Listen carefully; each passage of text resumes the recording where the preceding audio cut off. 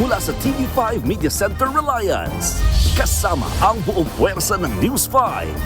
Ito ang 28th KBP Golden Dove Awards at 13th Makatao Awards Best TV Newscast. Frontline Pilipinas! Dami ng mga magbabakasyon sa probinsya na bawasan ngayong taon dahil sa mahal ng petrolyo. Sitwasyon sa mga bus terminal, airport at expressway, sisilipin natin live. Yun nga lang, hindi pa rin naiwasang magkaberya ng ilang biyahero tulad sa Batangas Port na may bago palang proseso. Dapat sanina, agad kaming pinauwi. O, di wala na sana kaming reklamo. O, pinaasa kami hanggang alas 12, alauna na. Sa Pulsa Video, nakainom na driver ng SUV, nakabundol ng motor at nag-araro ng iba pang sasakyan. At eto na nga, inaabang ang kapatid serye na My Best Friend Eman, may pa-special screening sa ating mga kapatid ngayong Miyerkules Santo.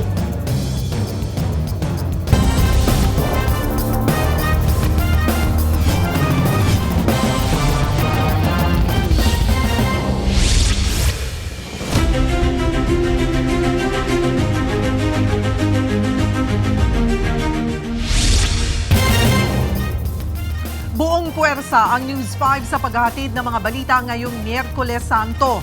Live tayong i-update si Gerard de la Peña sa mga humahabol sa biyahe sa Parañaque Integrated Terminal Exchange.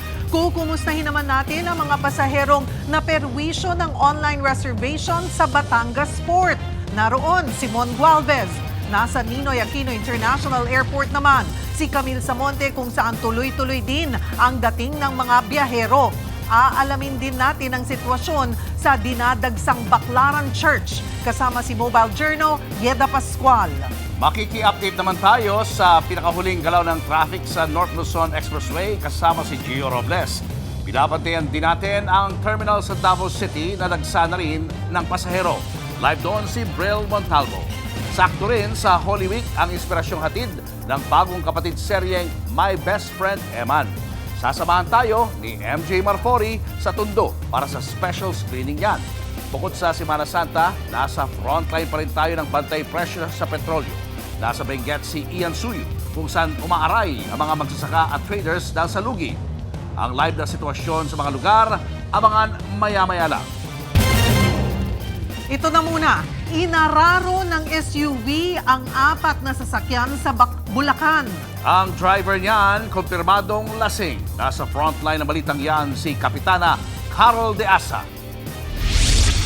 Makikita sa dashcam video na ito ang isang motorsiklo sa Barangay Nara sa San Jose del Monte City, Bulacan, Martes ng gabi. Ilang saglit lang, sumulpot ang humaharurot na SUV at binangga ang motorsiklo. Bagamat di kita sa CCTV, nagdire-diretso pa ito at iniraro ang isa pang tricycle, motorsiklo at nakaparadang kotse. 6 ang sugatan sa insidente, kabilang na riyan ang SUV driver, babaeng kasama nito, 2 sakay ng tricycle at 2 nakamotorsiklo na agad dinala sa ospital. Ayon sa mga pulis, pauwi na raw ang SUV driver nang mangyari ang insidente. According to him, nung iniimbestigahan namin siya is nawalan ng control yung sasakyan.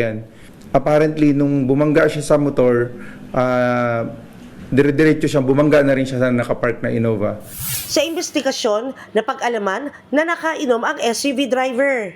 Based dun sa initial result ng medical examination na ginawa sa kanya is meron positive siya sa alcohol breath. So, hindi natin at this point ma-determine kung sobrang yung level ng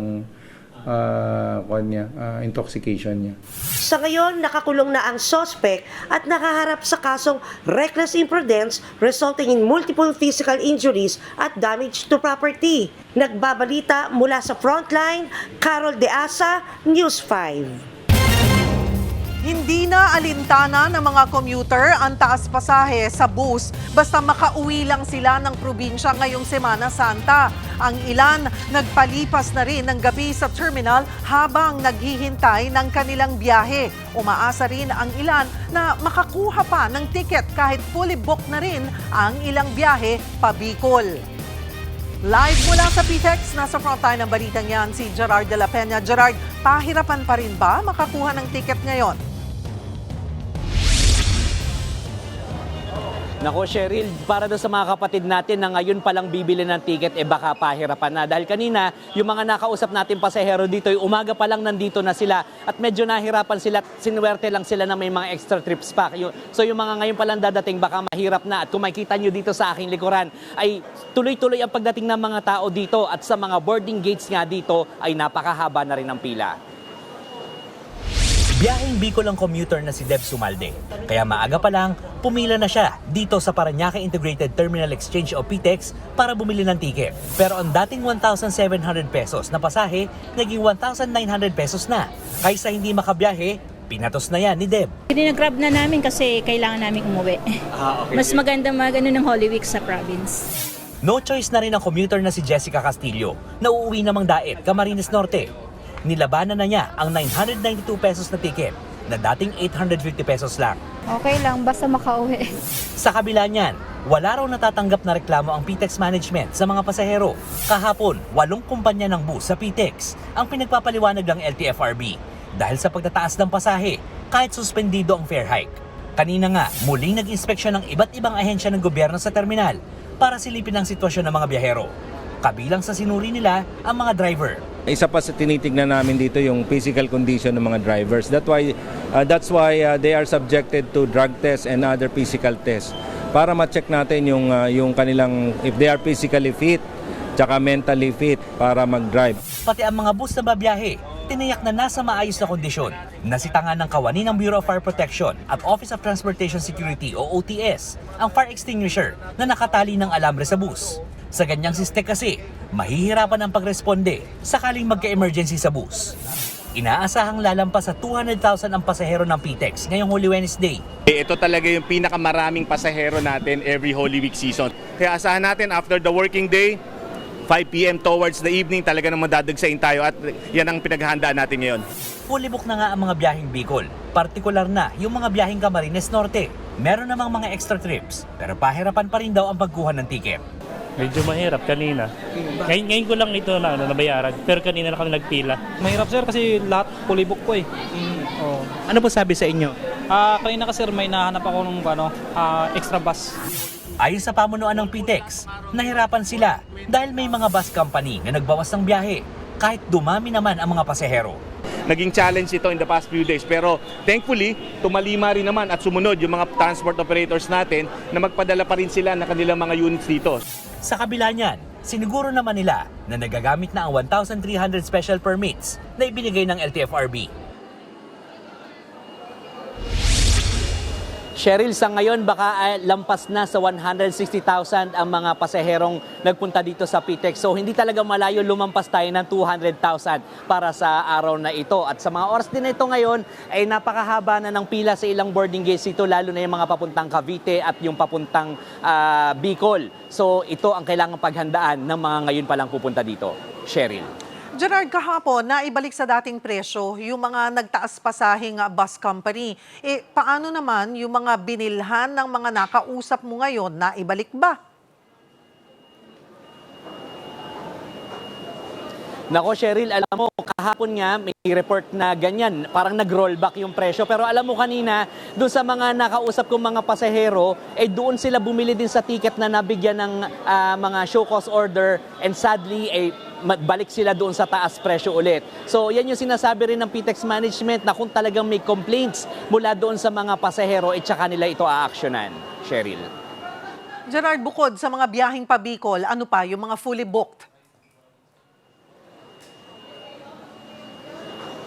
Cheryl, mostly Bicol, pero ngayon nakakita tayo ng mahabang pila doon sa mga papuntang Cavite at saka papuntang Batangas. Cheryl.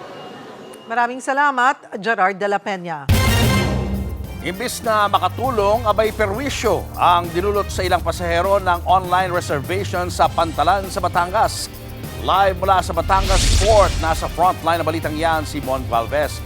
Mon, kumusta na ngayon ang lagay ng mga kapatid nating pasahero dyan? Nako Julius, mga kapatid, huwag magugulat ha, lalo na yung mga pasaherong tatawid o dadaan dito sa Batangas Port dahil nga kailangan mo nang i-access itong bagong online reservation assistance system o yung tinatawag na oras para siguradong may slot sa mga sasakyang biyahe ng barko. Malaking tulong technically, no, pero may ilang kasing pasahero na kahit sumunod naman sa prosesong yan, hindi pa rin maiwasang ma-bad trip matapos hindi pa rin makasakay ng barko dahil sa ilang problema. Sabi nila dyan, wait lang. Ngayon, nag-wait kami, what time na, hindi rin pa may mabigyan ng ticket. Ano pong magiging status namin katulad ng pagkain, bukas pa kami. Ito ang reklamo ng senior citizen na si Elna Ray habang nasa Batangas Port kanina. Papunta na sana siyang Sibuyan Romblon pero hindi naman nabigyan ng tiket dahil puno na raw. Ang ipinagtataka niya, dumaan siya sa tinatawag na online reservation assistance system o ORAS at nakakuha naman ng pang alas 3 na biyahe. Kaya ganoon na lamang ang kanyang pagkadismaya. Sana hindi na lang sila nagbigay ng ganito. Higit sa lahat ay senior citizen na po ako. Dapat sanina, agad kaming pinauwi. Di wala na sana kaming reklamo. Pinaasa kami hanggang alas 12, alauna na. Anong oras po kayo dumating dito? Alas 8. Tinanong namin ang shipping company kung anong nangyari. Paliwanag nila, nagkamali ng na-encode sa system. Ito sa system sa unahan, 2 barko po ang nilagay doon. Kaya po nag-double po yung capacity ng tao namin, di natubog po kami. Wala na po kami may bigay. Pero hindi umubra ang paliwanag na yan kay Nanay Elna. Pangamba kasi niya, sakto lang ang kanyang budget papunta sa Sibuyan Island. Kung mag-declared kayo today na bukas kami, kumusta naman yung pagkain namin? Yung mahal-mahal na pagkain dito. Ngayon lang, naka 300 na ako. Yan, pagkain dyan. Sa kanila okay lang dahil mga employed sila. Parehas namin nga senior na. Sinamahan namin si Nanay Elna sa pamunuan ng Batangas Port na agad naman siyang tinulungan. Bukod kay Nanay Elna, marami rin ang nanibago sa bagong sistema. Nahira ako sa online. Kaya kailangan direct talaga dapat. Mahirap pag inabutan pa ko ng Biyernes Santo. Matatandaan noong Lunes, nagsimula ang pagdaan ng pasahero sa Batangas Port para kumuha ng Oras Pass. May QR code lang na kailangang iscan at dito na makakapili ang mananakay ng oras ng biyahe ng available na barko depende sa kanilang destinasyon. Ito raw ang sagot ng Philippine Ports Authority o PPA para masigurong may slot sa biyahe ang bawat pasahero. Dati po kasi pumipila sila ng mahaba just to buy a ticket pero later makakat off sila because hindi na mag-i-issue si shipping lines kasi cut off na yung mga barko nila sa capacity. May helpdesk din namang nakaset up para sa mga mahihirapan online. Simula noong Enero, dumoble ang dating 30 pesos sa terminal fee sa Batangas Port. Aprobado ito ng PPA para sa maintenance at upgrade ng pantalan. May panibagong dagdag na 30 pesos pa sa darating na Hulyo. Bukod pa ito sa pinayagang hanggang 20% pagtataas ng pasahe sa shipping companies. Aprobado naman ito ng Marina dahil pa rin sa malawakang oil price hike. Ito rin na nakikitang dahilan ng pamunuan ng Batangas Port kung bakit mas kaunti ang pasahero ngayon sa pantalan kumpara ng 2025. Ilang pila dati, talagang umaabot sila doon sa kabilang bound din. Pero ngayon, talagang wala kang makikita na pila ng sasakyan. Hindi naman alintana ng ilang pasahero ang taas pasahe. Para maka-unwind konting panahon. Siyempre sa panahon ngayon, puro problema eh. Kasi mainit po summer. Para mag-enjoy. Sakto naman ito, lalo't inumpisahan din ngayong Semana Santa ang pagkakaroon ng direktang biyahe mula Batangas Port papuntang bayan ng Pola sa Oriental Mindoro.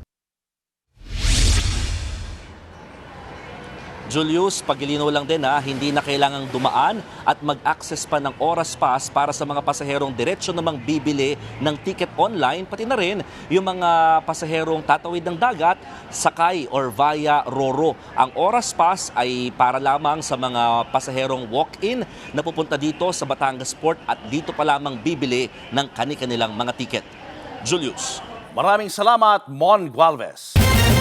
Mahigpit na seguridad na ang ipinatutupad sa NAIA ngayong dumarami na ang mga babiyahe. Live mula sa NAIA Terminal 3, nasa frontline ng balitang yan, si Camille Samonte. Camille, gaano karami na yung mga kapatid nating biyahero dyan?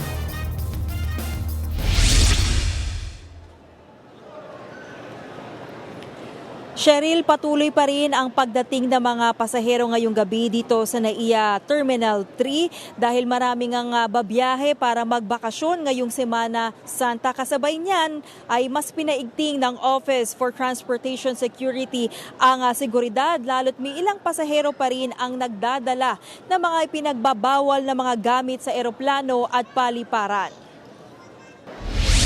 Excited na si Rosalie at mga kaibigan na magbakasyon sa China ngayong Semana Santa. Matagal na raw nilang nabook ang tour package kaya hindi pa raw gaano kamahal ang presyo ng plane ticket. Inagahan na rin nila ang pagpunta sa airport para hindi malate sa kanilang flight.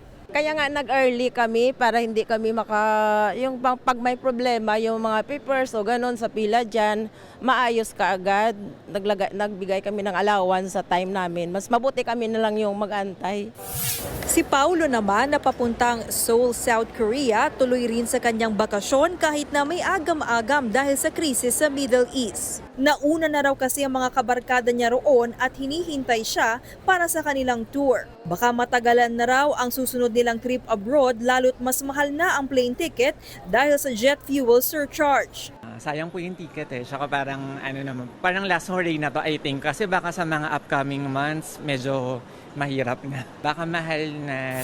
Dahil inaasahan na nga ang pagdami ng mga pasahero ngayong araw, nag-inspeksyon ng Office for Transportation Security sa NAIA para matiyak ang seguridad ng mga pasahero.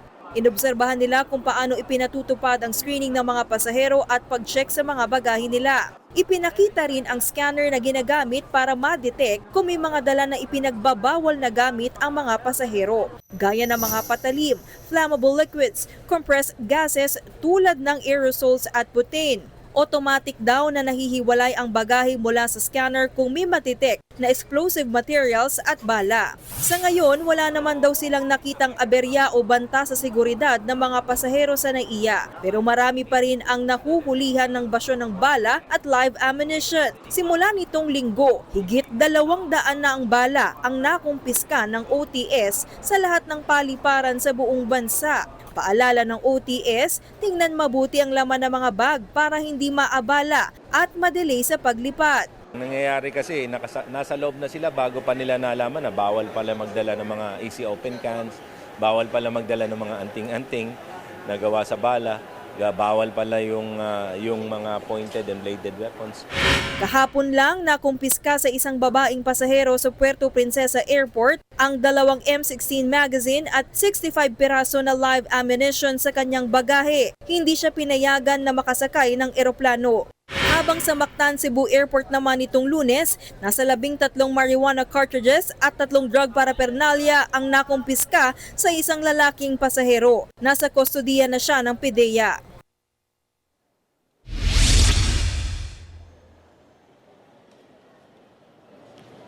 Cheryl, sa mga oras na ito ay humahaba na yung pila dito nga sa aking likuran. Yan yung pila para dun sa immigration para sa mga pasahero na babiyahe sa international flights. Gayon din yung mga check-in counters, pareho yan para sa domestic at international flights. Inaasahan ng pamunuan ng NNIC na mas marami pang pasahero ang darating hanggang mamayang gabi hanggang sa bukas ng madaling araw. Kaya naman nagpaalala yung mga otoridad sa mga pasahero na babiyahe dito nga sa NAIA na ugaliing i-monitor yung flight advisory ng kanilang airlines at agahan na nga yung pagpunta dito sa airport para hindi nga sila malate sa kanilang flight dahil napakahaba nga ng pila sa mga check-in counters at matagal yung hintayan sa immigration. Gayun din yung e-travel registration para nga hindi na maaberya sa kanilang flight. Yan munang latest. Balik sa iyo, Cheryl. Maraming salamat, Camille Samonte.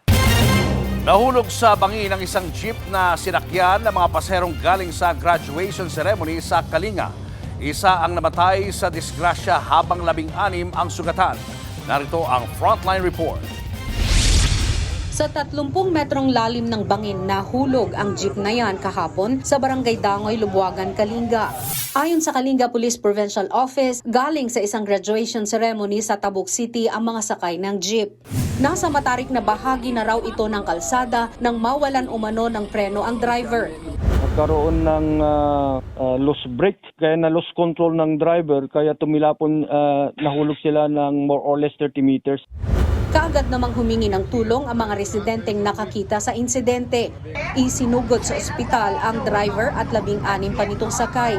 Lahat sila nagtamo ng mga sugat sa iba't ibang bahagi ng katawan. Pero binawian ng buhay ang 65 anyos na pasahero dahil sa tindi ng sugat nito sa ulo. Sa huli, hindi na nagsampa ng kaso ang mga pasahero laban sa driver ng jeep. Pero iniimbestigahan pa yan ng mga otoridad. Nagbabalita mula sa Frontline, Margie Bentulan, News 5. Umalo na sa higit 1,500 pesos ang presyo ng kada tangke ng LPG. Ang ilang karinderya, mapipilitan na raw magtaas presyo dahil hindi na nila kayang pasanin ang mahal ng mga bilihin. Nasa frontline ng balitang yan, si Mobile Journal, Fatima Baduria. Higit 100 piso na ang presyo ng diesel at gasolina. Ang sunod na sundi pa ang presyo, ang liquefied petroleum gas o LPG na ginagamit sa pang-araw-araw ng karamihan sa mga Pinoy. Epektibo na kasi ang 20 pesos na patong sa kada 11 kilogram na LPG ng Petron. 17 pesos naman sa Solane. Habang ang Regasco na unang nagtaas ng 20 pesos noong Sabado, nagtaas ulit ng 8 pesos kada kilo ngayong araw. Susundan pa yan ng 8 pesos ulit kada kilo sa susunod na linggo. Kaya sumatotal, aabot sa 220 pesos ang itinaas ng LPG. Kanina, nag-ikot ang News 5 sa mga bilihan ng LPG sa Mandaluyong. Ang presyuhan, pumapalo na sa 1,554 pesos ang kada 11 kilo na tangke. Mula raw yan sa 1,334 pesos na presyo bago pa ang patong ngayong Abril. Ang 7 kilo naman na LPG, 1,012 pesos na ngayon, habang 411 naman ang 2.7 kilo na gasol. Kaya ang gaya ni Gemma Magistrado na may-ari ng karinderya, umaaray na dahil wala na raw silang kikitain. Lugi pa nga raw kung tutuusin.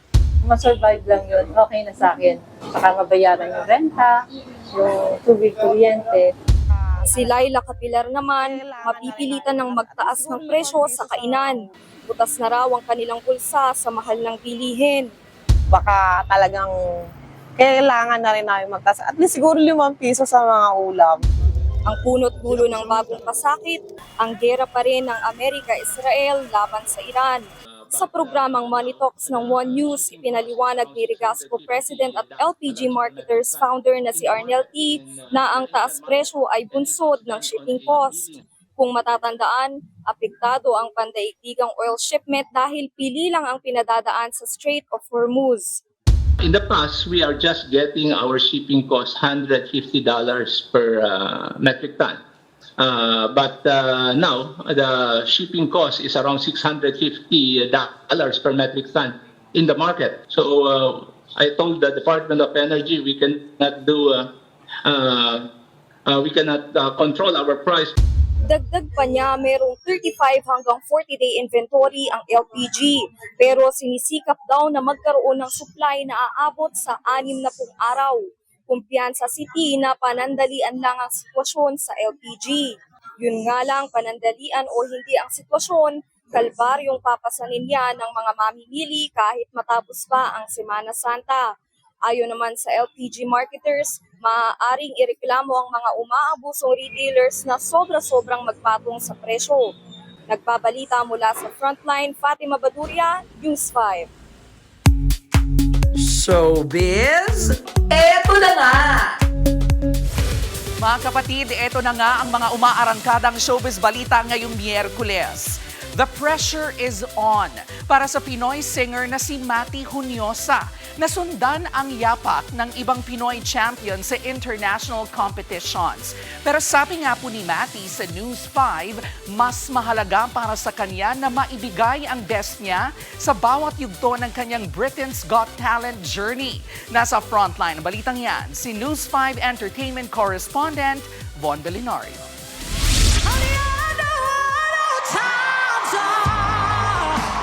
Nasa Cloud9 pa rin si Matty Hunyosa matapos ang matagumpay niyang audition sa Britain's Got Talent. Ang pangmalakasan niyang performance ng Prince hit na Purple Rain umani ng Golden Buzzer ni Simon Cowell at standing ovation. Yan ang golden ticket ni Matty straight to the semifinals round. Until now ay hindi pa rin daw siya makaget over sa experience. Everything doesn't feel real just yet. I'm not able to grasp what is actually the gravity of what I did because I'm not home, so hindi ko nakikita yung mga nangyayari. But I'm just so thankful and I'm filled with gratitude right now. And yeah, I'm a bit overwhelmed, but I'm so filled with gratitude. Do you ever watch Star Wars? No, I'm too gay for it.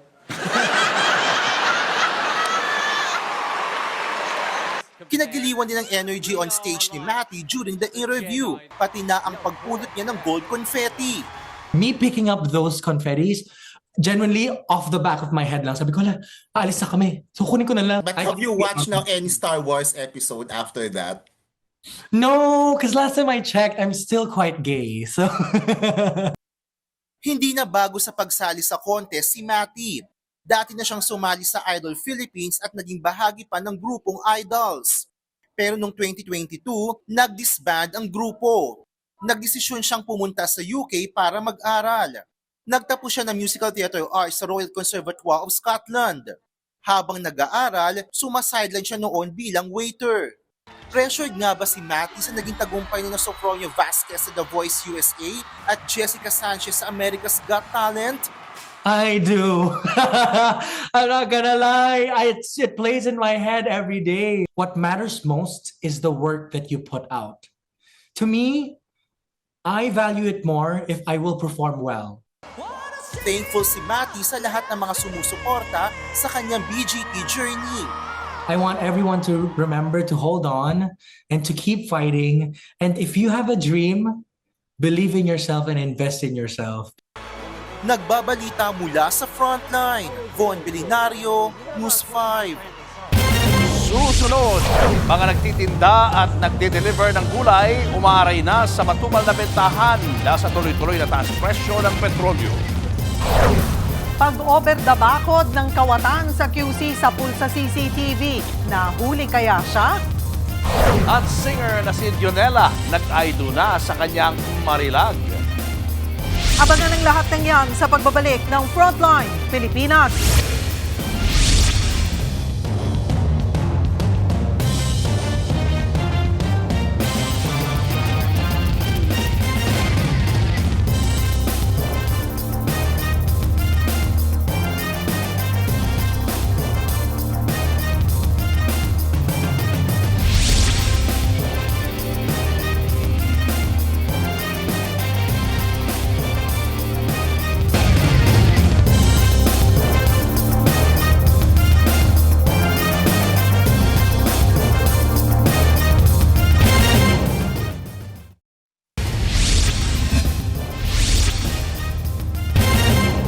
Kapatid, magkakarugtong ang epekto ng krisis sa langis. Bukod sa turismo sa Baguio, apektado rin ang mga magsasaka sa Benguet. Natetenga ang mga gulay dahil nga madalang ang pagbiyahe ng mga trucker. Ang resulta, bagsak presyo ng ibinebenta ang mga gulay. Ang hinaing ng mga trucker at magsasaka. Alamin sa pagbabalik ng Frontline Pilipinas. Diyan lang kayo, mga kapatid. Mga kapatid, Julius Babaw po, nasa Middle East o saan mang dako ka ng mundo, manatiling may alam at may pakialam sa mga mainit na balita dito sa ating bansa. Simulan po natin ang bawat araw sa tuloy-tuloy na balitaan sa Frontline. Mag-follow at mag-subscribe sa social media pages ng News 5.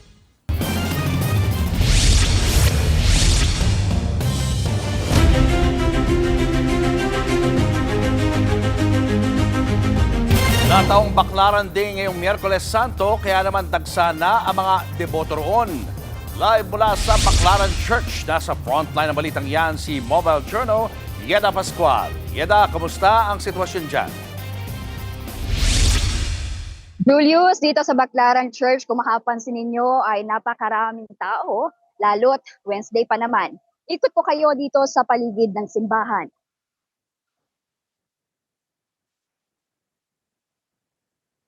Kung makapansin ninyo, dito sa labas ng simbahan ay kanya-kanyang pwesto ng mga deboto. Merong mga nakaupo, meron din ang mga nakatayo. Yan ay dahil punuan na kasi sa loob ng simbahan. Ang unang misa nagsimula kaninang 5:30 a.m. at ngayon ongoing na yung ika-11th Mass. At simula nga kaninang umaga hanggang ngayon ay puno ng deboto ang loob ng simbahan. Kung ikukumpara naman yung dami ng tao mula kaninang umaga hanggang ngayon, tila mas marami ngayong gabi. Marahil yan ay dala ng init ng araw kaninang umaga at hapon. Alas 5:30 pa lamang, nagdagsaan na ang mga deboto sa lugar. Inaasahang aabot sa higit 130,000 katao ang kabuuang dadalo para sa araw na ito. Nakiisang marami sa mga serye ng misa, benediksyon at Stations of the Cross na isinagawa ng simbahan na sinimulan kaninang madaling araw at tatagal hanggang ngayong gabi. Tampok sa Ebanghelyo ang naging pagtataksil ni Judas kay Jesucristo. Sabi ni Father Rico Belanghel, napapansin din raw niya ang pagdami ng mga kabataan na dumadalo sa pagdiriwang. Isang positibong senyales umano na muling pag-aalab ng pananampalataya. Kapansin-pansin din ang mahabang pila para tumanggap ng sakramento ng kumpisal na dinagsa ng mga gustong magbalik loob sa Diyos. Sa labas ng simbahan, hanay-hanay din ang mga nagbebenta ng mga pandebosyong gamit tulad ng mga kandila, rosaryo at iba pa. Nakadeploy din ang mga tanod at pulisya para masiguro ang kaayusan ngayong Miyerkules Santo. Habang papalapit nga ang Biyernes Santo, umaasa ang simbahan na maging mas malalim ang pananampalataya at magkaroon ng panalangin para sa kapayapaan. Yeda, ano pa ba mga aktibidad na aasahan ng mga deboto dyan sa Baclaran Church bukas?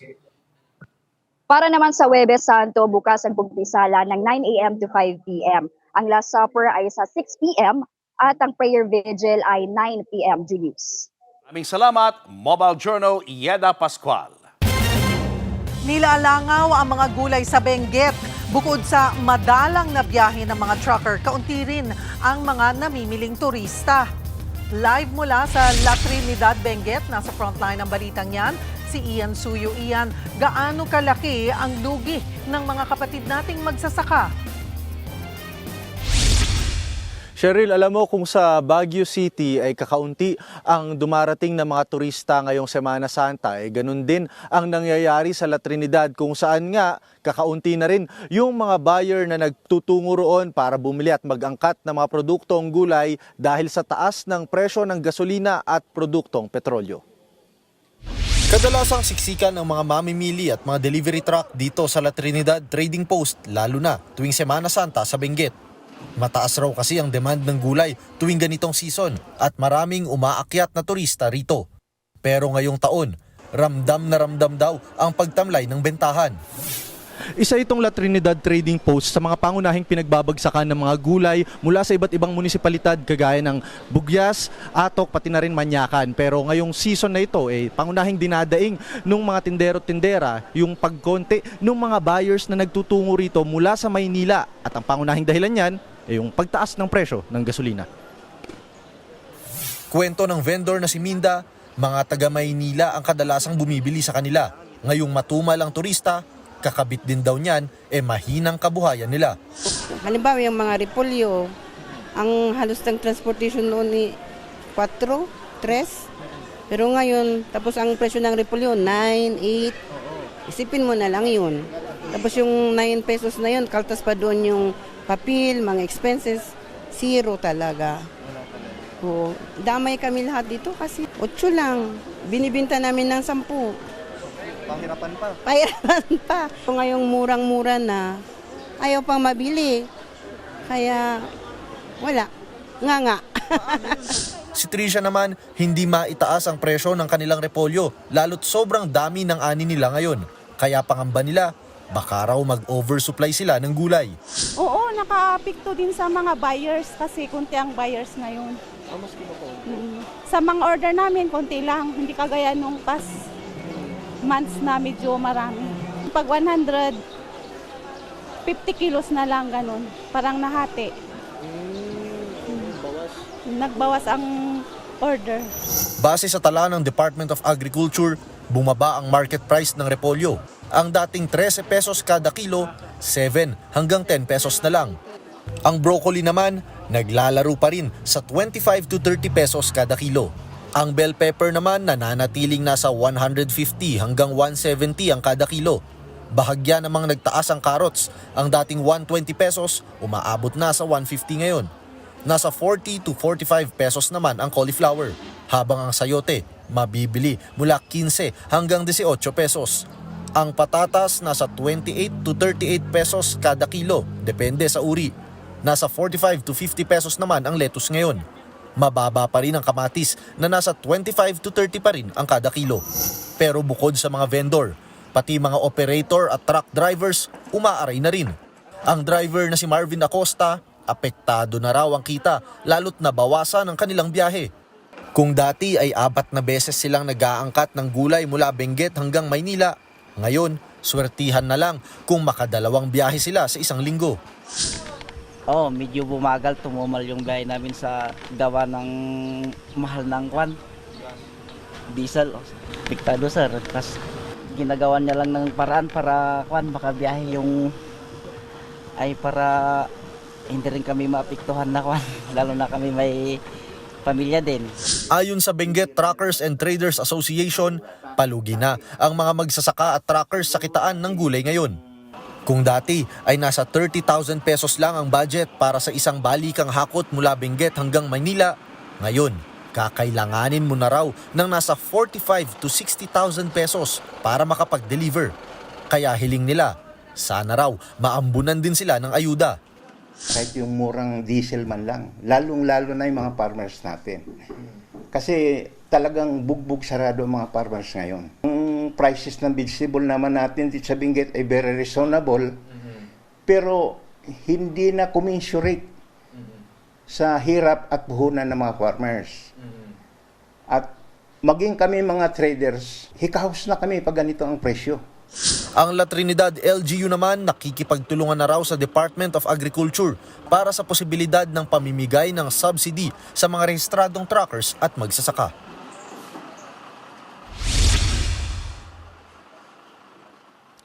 Cheryl, sa ngayon nga, yan yung pinaka-problemang kinakaharap ngayon ng pamunuan ng La Trinidad o ng pamahalaang lungsod ng La Trinidad. At ayon nga sa pakikipag-usap natin kanina sa kanilang alkalde na si Roderick Awingan, itong trading, vegetable trading kung tawagin, ito yung pinakamalaking parte ng ekonomiya ng La Trinidad. Kaya ito rin yung magiging number 1 problem nila kung hindi nila matutugunan daw at mabibigyan ng subsidiya kagad yung mga magsasaka, pati na rin yung mga truckers at traders, dahil hindi lang daw yung kanilang munisipalidad ang maapektuhan, dahil posible ring maapektuhan nito yung buong probinsya ng Benguet.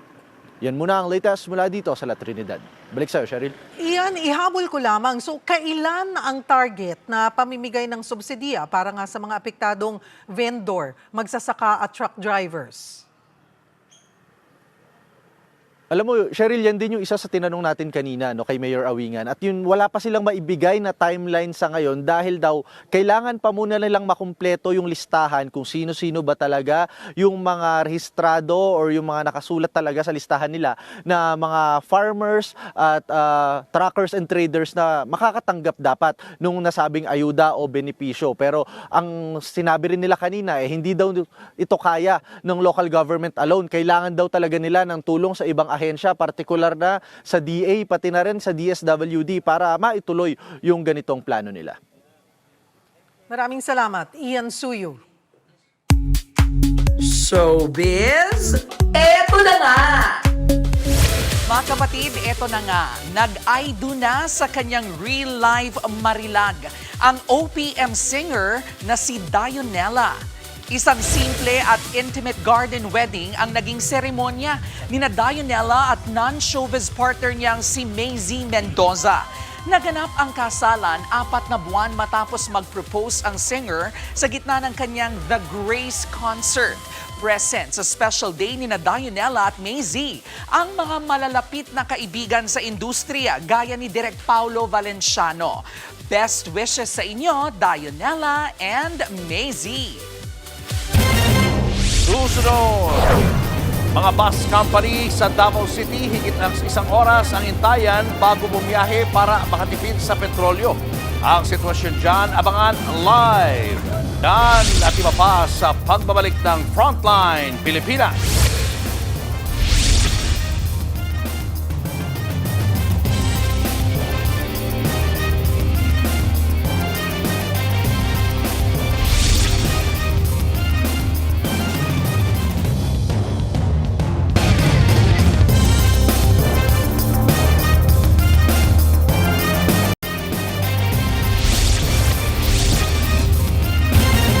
mga kapatid nating uwi ng probinsya, i-secure ng mabuti ang inyong mga bahay dahil sa Quezon City, kitang-kita sa CCTV ang panloloob ng isang akyat bahay. Tinangay niya ang mga nasa 300,000 pisong halaga ng mga gamit at alahas. Pero nahuli naman siya. Kung paano alamin sa pagbabalik ng Frontline Pilipinas. Mga kapatid, Julius Babaw po. Nasa Middle East o sa amang dako ka ng mundo, manatiling may alam at may pakialam sa mga may init na balita dito sa ating bansa. Simulan po natin ang bawat araw sa tuloy-tuloy na balitaan sa Frontline. Mag-follow at mag-subscribe sa social media pages ng News 5.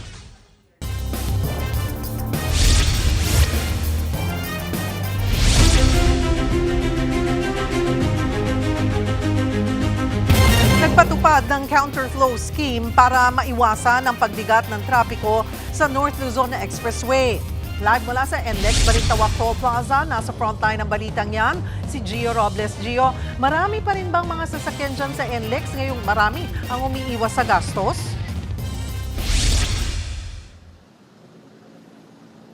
Cheryl, higit 4,000 kada oras ang peak average na bilang ng mga sasakyan dito sa NLEX Balintawak Toll Plaza. Mas mababa ito kumpara sa naitalang pinakamataas na bilang ng mga sasakyan kada oras sa parehong araw noong nakaraang taon na umaabot sa 5,000. Sa kabila nito, nakakaranas pa rin ng pagbagal sa ilang bahagi ng NLEX dahil libo-libong sasakyan pa rin ang dumaan at dadaan sa expressway ngayong Semana Santa.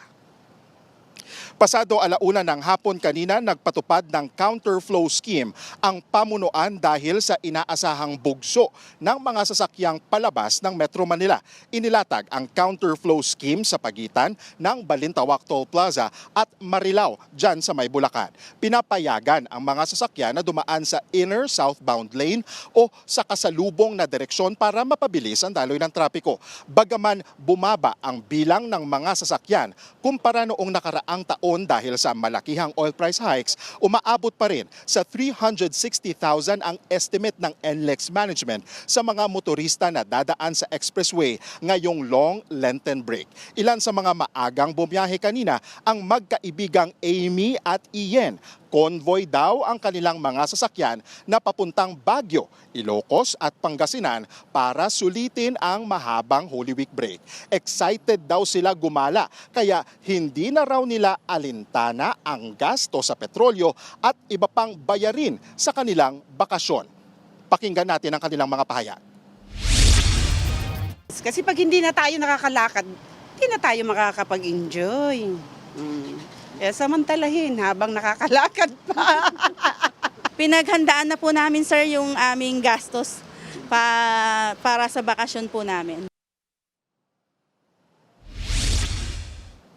Samantala, sa gitna ng walang prenong taas presyo ng langis na nasabi ko na nga kanina, inilunsad ng Metro Pacific Tollways Corporation o MPTC ang toll rebate para sa mga bus, modernized jeepney at mga truck na dumadaan sa NLEX at SCTEX. Mula March 23 hanggang May 22, maaring makakuha ng rebate o ibabalik ang toll ng mga kwalipikadong operator. Mula 12 pesos hanggang 72 pesos kada pasada ang pwedeng makuha depende sa klase ng sasakyan at entry at exit point sa NLEX. Hindi bahagi dito ang mga private vehicles. Ayon sa MPTC, layunin ng rebate program na mabawasan ang gastos ng mga driver at operator sa transportation sector.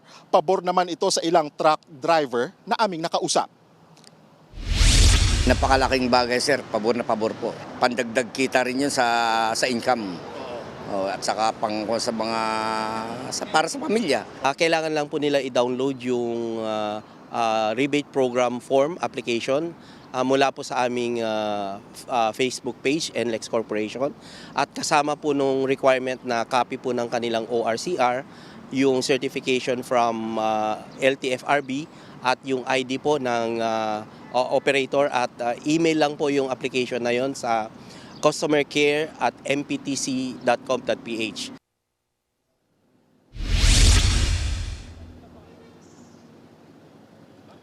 Ang MPTC ay sister company ng TV5. Time check, 7:21 p.m. Narito ang mabilis na pasada sa lagay ng trapiko sa NLEX Balintawak Toll Plaza. Yung mga sasakyan na nakikita po ninyo, approaching po yan sa toll gate, lalo na sa may mga cash lane, may pagbagal po sa daloy ng trapiko. Kaya paalala ng NLEX management sa mga motorista, siguraduhin po na may load ang inyong RFID para sa RFID lane na po kayo dumaan at dire-diretso na po ang inyong biyahe. Southbound lane, mabilis po ang lagay ng trapiko, pero malalaman pa natin yan bukas kasi today ito pa lang yung simula or busiest days, one of the busiest days to travel ayon sa NLEX. So bukas, Huwebes, Biyernes hanggang weekend at yung inaasahan din natin traffic kapag bumalik na sa trabaho ang mga kapatid natin na nag-celebrate o ginunita ang Semana Santa sa kani-kanilang probinsya. Cheryl, balik sa'yo. Maraming salamat, Gio Robles.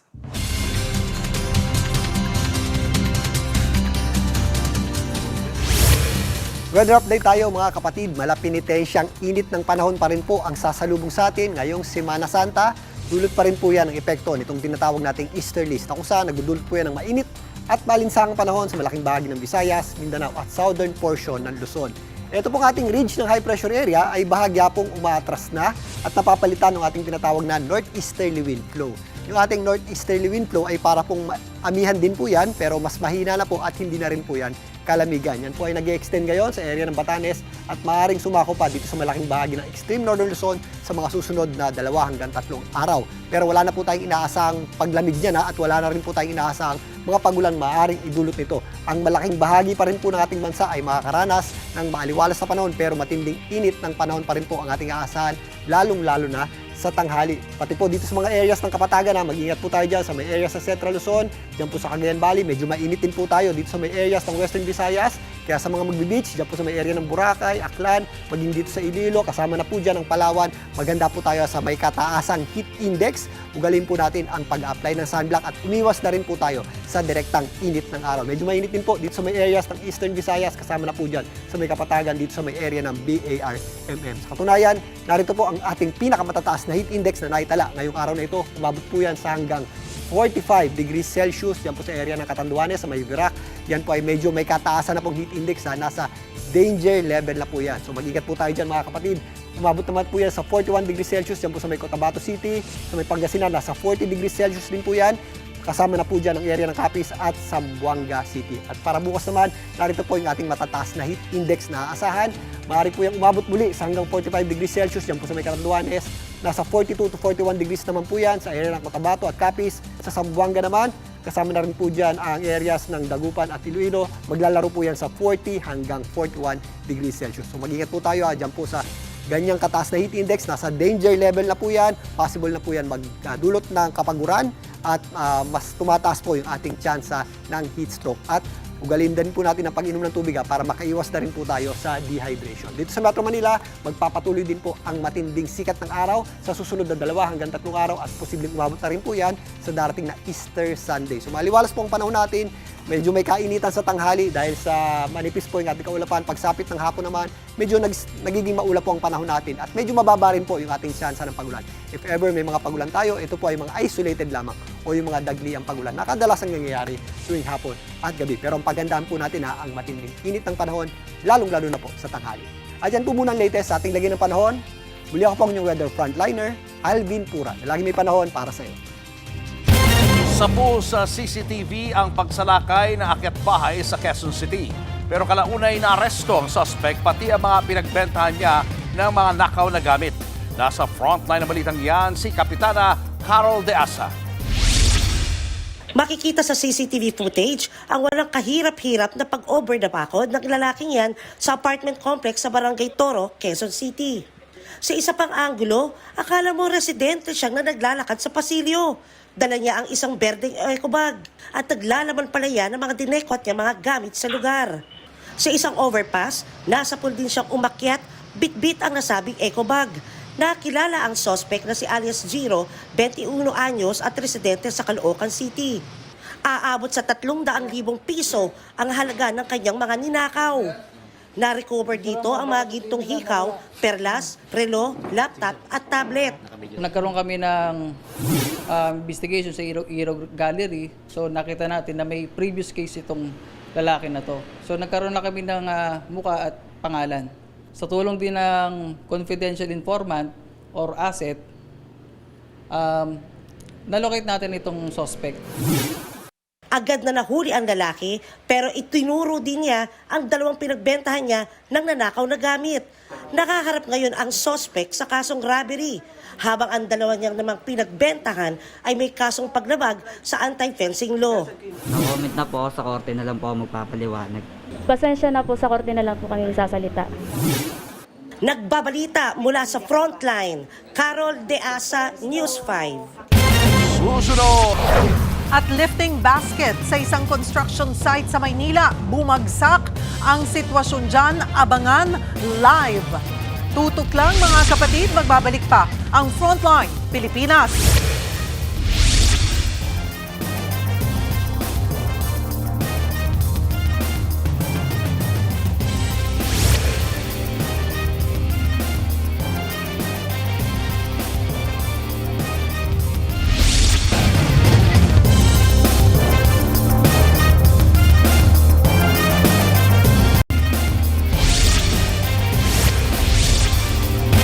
Mga kapatid, nabundol ng electric taxi ang isang batang naglalaro sa gilid ng kalsada sa Cebu City.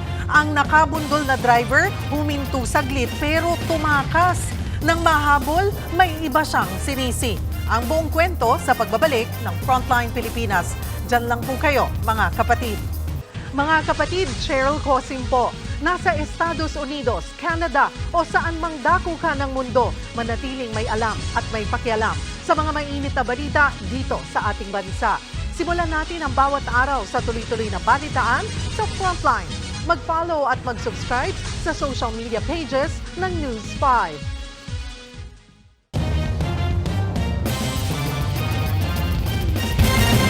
Pinag-iingat ng mga biyahero ngayong Semana Santa sa Cebu dahil sa mga scalper o yung mga illegal na nagbebenta ng mga ticket.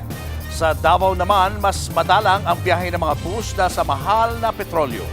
Live mula sa Davao City, aniasa Frontline sa balita si Bril Montalvo. Bril, kumusta ang sitwasyon sa bus terminals dyan? Julius, inaasahang mas daragsak pa ang mga biyahero dito sa Davao City Overland Transport Terminal ngayong gabi. Dahil dyan, mas pinaigting na ng mga otoridad ang seguridad dito. Ayon sa pamunuan ng terminal, inaasahang aabot sa higit 80,000 na mga biyahero ang kanilang inaasahan. Mas mataas yan kumpara sa nakaraang taon na 50,000 to 70,000. Siniguro naman na walang ipatutupad na taas pasahe sa kabila ng mahal na presyo ng petrolyo. Diskarte ng mga bus company ngayong dito sa terminal, sa halip na 30 minutes ang interval ng kanilang bawat pasada, ginawa na nilang 1 oras para mas marami ang sasakay sa isang trip. Mahigpit din ang seguridad sa loob at labas ng terminal. Nagsagawa din ng surprise drug test ang mga pulis sa mga driver at konduktor ng mga bus. Nagbabala naman ang terminal sa mga scammer na nagsasabing pwede raw magpa-reserve ng tiket. Pakinggan natin ang pahayag ng pamunuan ng terminal. Please, pag merong nakapost sa Facebook, merong nagsasabi na may pwedeng mag-reserve ng upuan at kung anong oras ang biyahe mo. Anong tawag dyan? Scam yan ha, please. Wala po tayong reservation seat dito sa mga bus units natin. First come, first serve po tayo. Bakit ko po yun sinasabi? It's because they're asking for a favor of 300 daw eh. Julius, ganyan din ang sitwasyon sa mga bus terminal sa Cebu. Ayon sa Bus Terminals Admin ng Lalawigan, inaasang aabot sa 50,000 na mga biyahero ang daragsa sa mga bus terminal ngayong Holy Week. Problema nila ay kakaunti lang ang mga nag-avail ng advance booking online. Dahil dito, karamihan sa mga pasahero ay pumila para sa ticket at umaasa sa first come, first serve basis. Sa mga pantalan, dagsa na rin ang mga biyaherong uuwi sa iba't ibang mga probinsya sa Visayas. Nagbabala ang Cebu City Police Office sa isyung may mga scalper o nagbebenta ng mas mahal na ticket sa barko. Paalala nila sa mga pasahero, bumili na lang sa mga official toll booth. Nag-deploy na rin ang mga pulis sa lugar para sa kaligtasan ng mga pasahero.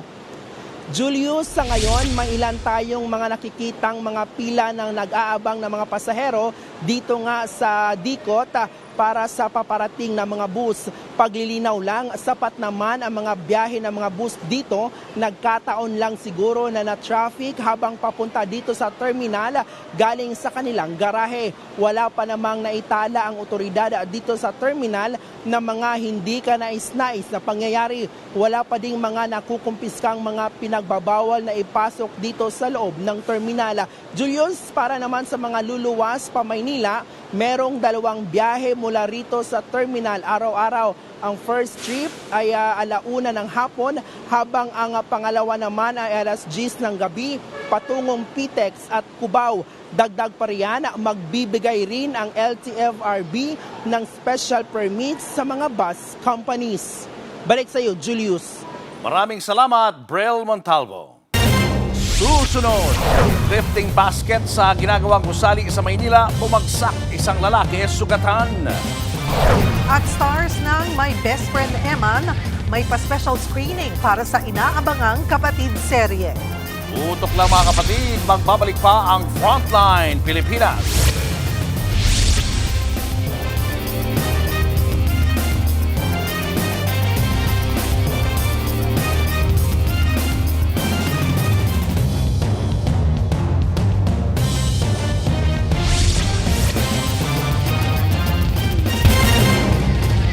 Mga kapatid, Cheryl Cosing po.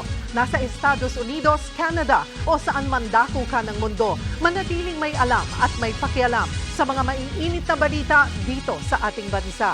Simulan natin ang bawat araw sa tuloy-tuloy na balitaan sa Frontline. Mag-follow at mag-subscribe sa social media pages ng News 5. Showbiz, eto na nga! Mga kapatid, eto na nga, tuloy-tuloy ang pagtulong ng My Best Friend Eman team sa mga kapatid natin ngayong Holy Week. At may pa-special screening pa. At live mula po sa Tondo, Maynila, nasa frontline ng balitang yan, si MJ Marfori. MJ, kamusta kayo dyan? Jervy, sakto ngayong Holy Week ang inspirasyon na dala ng bagong kapatid serye na My Best Friend Eman. Ngayon nga, nandito tayo sa Gagalangin Tondo, diba? Nagpo-promo. May special screening tayo para sa isang parish dito sa show na aabangan this April 27. Pero bago yan, medyo ichichika ko sa inyo yung iba pang ginagawa ng My Best Friend Eman na kawang-gawa, mabuting tulong sa ating mga kababayan. Kagaya na lang sa NLEX, kanina po, namigay nga sila katuwang ang NLEX Corporation ng tubig, candies at iba pang goodies sa mga motorista. At syempre nitong Holy Monday and Tuesday naman naghatid si Eman ng libreng sakay sa halos 2,000 mga motorista po sa Quezon City hanggang Quiapo. At bukas hanggang Biyernes abangan ng Eman Alay Lakad Assistance sa Ortigas Extension. But eto na, without further ado, nandito po kasama ko ang cast at director, si Direk Derek Cabrido ng My Best Friend Eman, led by of course JM De Guzman and Sid Lucero, TJ, and Noel is here. Thank you. Nino is here. Ayan, ngayon lang po kami nagkakilala ni Nino. O, diba? But congratulations so much dito sa My Best Friend Eman. Finally, the date has been set. Ano nga asahan namin, JM, sa My Best Friend Eman? Asahan niyo po ang isang malupit na kwento. Roller coaster of emotions. Ano pa ba? Storya ng pag-ibig, storya ng Diyos, storya ng betrayal, storya. Marami pong factors, marami pong issues na harapin din natin sa pang-araw-araw natin buhay. Sino ba si Eman, Sid? Sino ba si Eman na natuklasan mo? Kasi parang kinikwento nga ni JM, hindi itong story na to madaming challenges, maraming struggles. But who is Eman in all of this? Sa show? Hindi ko masasabi yan. Personally, masasagot ko. Personally, go. Personally, Eman is the goodness in all of us. He is the light in our hearts and a reflection of God's love. To me. Buong-buo, pang Holy Week talaga yung sagot na yan ha. Pero guys, please do invite everybody dahil may date na tayo para sa My Best Friend Eman. April 27 na po ang My Best Friend Eman, only sa TV5. Thank you so much. At ayan na muna, matutuloy lang kami ng aming panonood sa first episode. Chichika na lang namin sa inyo. Pero April 27, abangan nyo na po ang My Best Friend Eman, syempre, sa TV5. Yan muna ang latest mula rito sa Tondo. Back to you, Jervy, dyan sa studio. Maraming salamat, MJ Marfori. At yan nga po ang ating mga showbiz update ngayong Miyerkules. Ako po, si Jervy Ryan. Yan, medyo matagal-tagal tayo bago bumalik. Sa Lunes po ang balik namin sa TV5 sa 1PH, RPTV, True TV at 105.9 True FM. Kami ang inyong mga kapatid sa Balitaan at Public Service. Walang iwanan sa Frontline Pilipinas.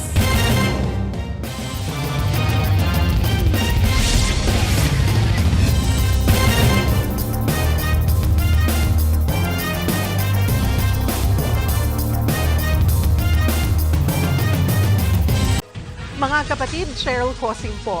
Nasa Estados Unidos, Canada o saan man dako ka ng mundo, manatiling may alam at may pakialam sa mga maiinit na balita dito sa ating bansa. Simulan natin ang bawat araw sa tuloy-tuloy na balitaan sa Frontline. Mag-follow at mag-subscribe sa social media pages ng News 5.